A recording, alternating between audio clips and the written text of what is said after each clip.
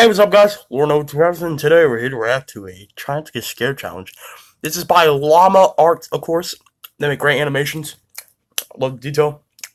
I'm eating a cinnamon waffle. And some milk.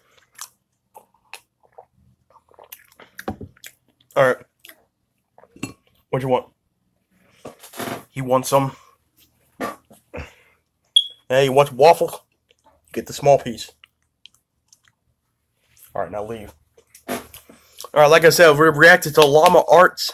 This is Sleepover Stories. If you like this video, make sure to like, comment, and subscribe. So with that being said, let's get into the video. Sorry guys, I had to go get my old speaker. I couldn't find my Bluetooth speaker anywhere. With that being said, now let's get into the video.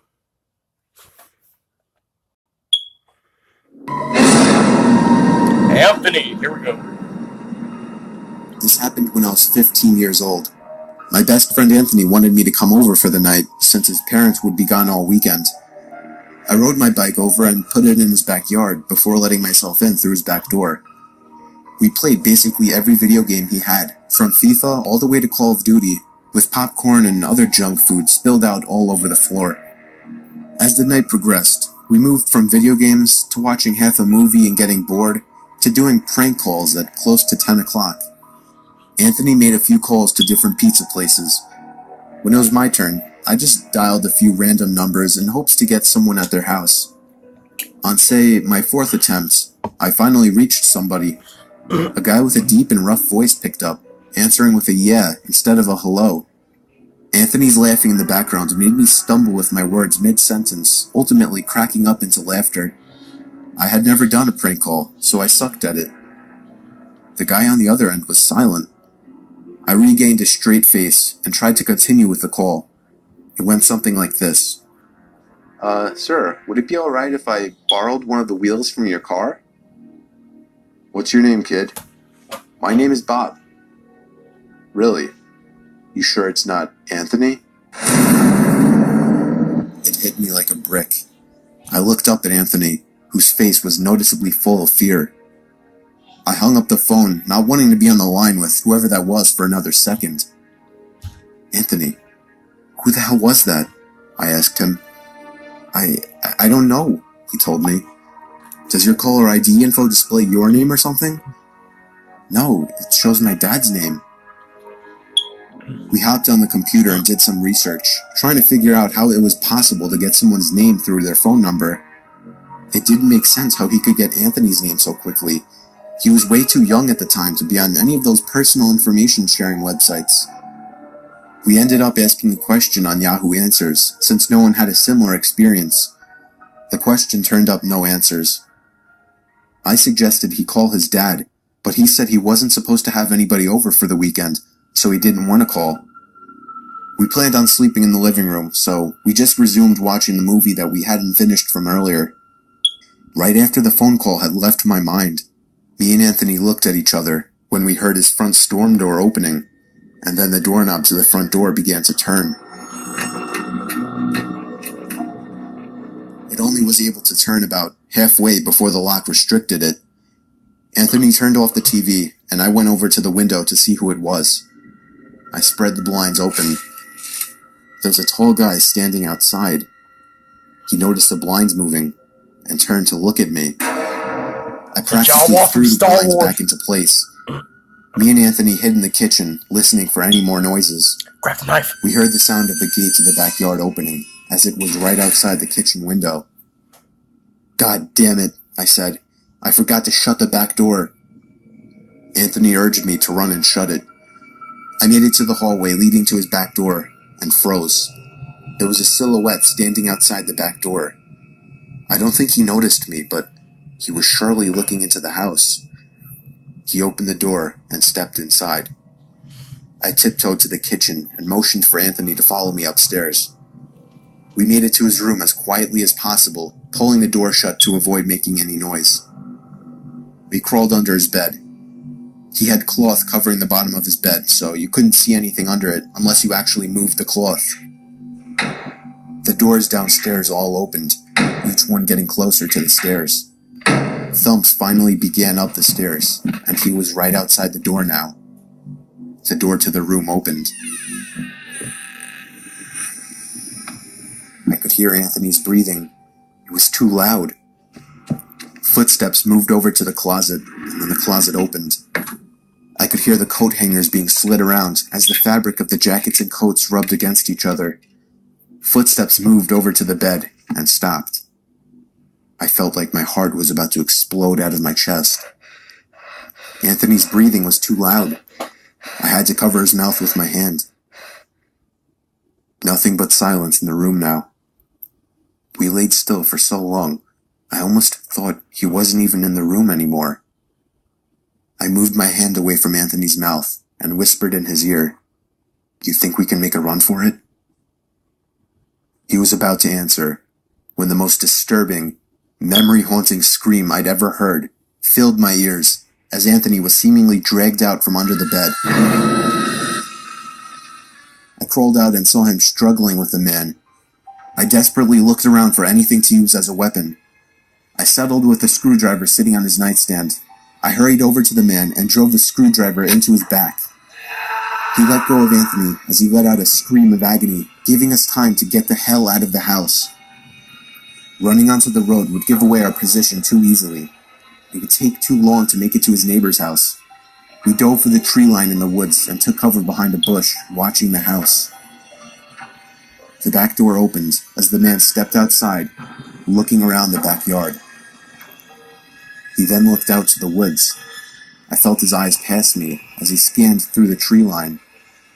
It seemed that it was too dark for him to see us. Then, he turned his head back in our direction. I ducked behind the bush. "Joe, he's coming." "What?" "Dude, get up, we gotta run." He was right. The man was approaching us fast. How could he have seen us? We ran through the woods with the leaves crunching under us, giving away our position. When Anthony tripped over something, I crouched down with him, hoping we had run far enough. Not even 20 seconds later, oncoming footsteps from the direction we were running from came fast. They slowed down only 2 trees away from us as we lay face down in the leaves. Moments later, the footsteps take off in another direction. We waited until we could no longer hear them and took off back in the direction of the house. While running, over the sound of leaves crushing and my heavy breathing, I could swear I heard leaves crushing from behind us. We made it back to his backyard, into his house, and this time remembering to shut the back door. We were now able to call the police. Anthony stayed on the line with them, while I patrolled the back windows, making sure nobody was out there. It was so dark, though, I couldn't see anything. So I did something that seems stupid today. I turned on his backyard lights, and immediately in the distance, over by the woods, I saw him, standing in front of a big tree. He turned off back into the woods and disappeared out of sight. That was the last time me or Anthony ever saw him. I would be lying if I told you we heard the occasional knocks at our windows or something cliche. No, that was it. 5 years have passed and nothing has happened. Do I wonder if it was somehow linked to the prank call? Maybe. Does it make sense? Not really. But yeah, this was the story of how me and my still best friend Anthony almost died during a break-in. Damn, man. Dude, I'm starting to get goosebumps. I like this. Oh, that's it? No. We can do one more. Alright, guys. This final one is called The Smiling Man. Here we go. About 5 years ago, I lived downtown in a major city in the US. I've always been a night person, so I would often find myself bored after my roommate, who was decidedly not a night person, went to sleep. To pass the time, I used to go for long walks and spend the time thinking. I spent 4 years like that, walking alone at night, and never once had a reason to feel afraid. I always used to joke with my roommates that even the drug dealers in the city were polite. But all that changed in just a few minutes of one evening. It was a Wednesday, somewhere between 1 and 2 in the morning, and I was walking near a police-patrolled park quite a ways from my apartment. It was a quiet night, even for a weeknight, with very little traffic and almost no one on foot. The park, as it was most nights, was completely empty. I went down a short side street in order to loop back down my apartment when I first noticed him. At the far end of the street, on my side, was the silhouette of a man dancing. It was a strange dance, similar to a waltz, but he finished each box with an odd forward stride. I guess you could say he was dance walking, headed straight for me. Deciding he was probably drunk, I stepped as close as I could to the road to give him the majority of the sidewalk to pass me. The closer he got, the more I realized how gracefully he was moving. He was very tall and lanky and wearing an old suit. He danced closer still, until I could make out his face. His eyes were open wide and wild, head tilted back slightly, looking off at the sky. His mouth was formed in a painfully wide cartoon of a smile. Between the eyes and the smile, I decided to cross the street before he danced any closer. I took my eyes off of him to cross the empty street. As I reached the other side, I glanced back, and then stopped dead in my tracks. He had stopped dancing and was standing with one foot in the street, perfectly parallel to me. Oh, hell no. He was facing me, but still looking skyward, smile still wide on his lips. I was completely and utterly unnerved by this. I started walking again, but kept my eyes on the man. He didn't move. Once I had put about half a block between us, I turned away from him for a moment to watch the sidewalk in front of me. The street and sidewalk ahead of me were completely empty. Still unnerved, I looked back to where he had been standing to find him gone. For the briefest of moments I felt relieved, until I noticed him. He had crossed the street and was now slightly crouched down. I couldn't tell for sure due to the distance and the shadows, but I was certain he was facing me.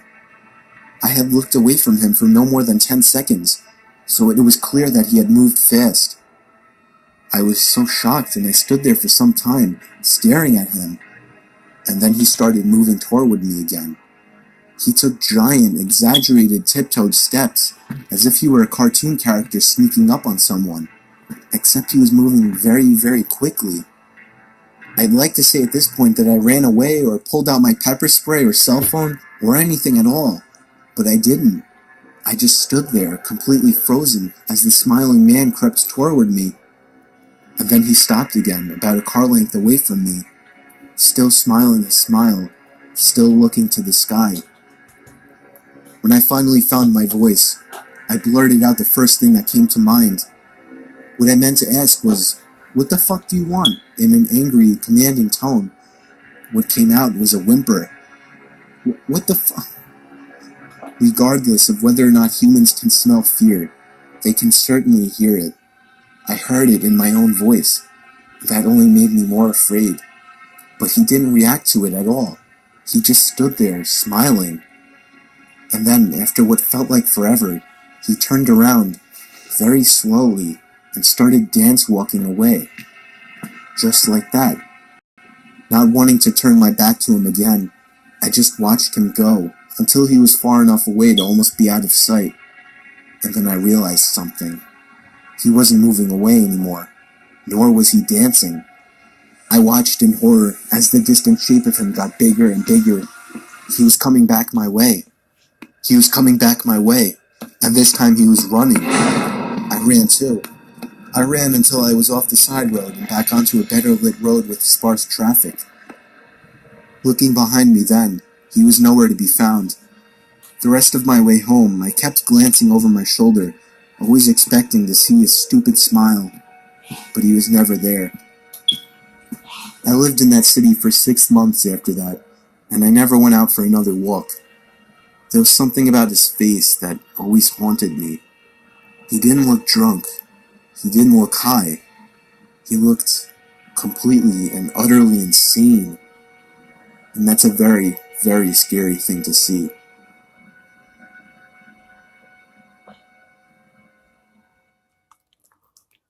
Yo.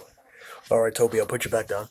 Leave a like for Toby, guys. Leave a like for Toby. Leave a like for Toby. Alright, so I hope you liked that video. That was pretty creepy. The Smile Man was actually the one that creeped me out because you'd be walking down the street, some crazy ass looking motherfucker would be following you. The same thing kind of happened with me once, except this is a school I was going to, the office, and then this weird ass looking kid was following me. This was in junior high. He was following me, and he had like this weird smile. So now they kept on doing this, so he's disabled. But then he tried to run towards me, pinch me, and bite me. Actually, yeah. Teachers had to restrain him and stuff. All right, so hope you liked that video. Make sure to like, comment, and subscribe. And I'll talk to you guys later. Like I said, leave a like for my dog Toby, who's on my bed scratching himself. You done? You done scratching? Hey, you done scratching? Thank you. All right, so with that being said, I'll talk to you guys later. Peace out. You're wonderful Nova soldiers. Love you all.